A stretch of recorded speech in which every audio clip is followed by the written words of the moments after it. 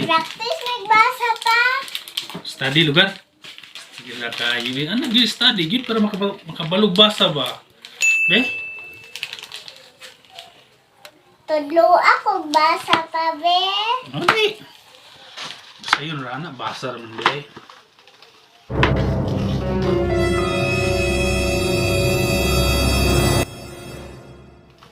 Dugaya, papa. Oy, di man siguro ka kabalog basa pa.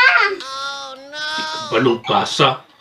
Taka ra man kada galibog ra ganita kung asang letter A dire.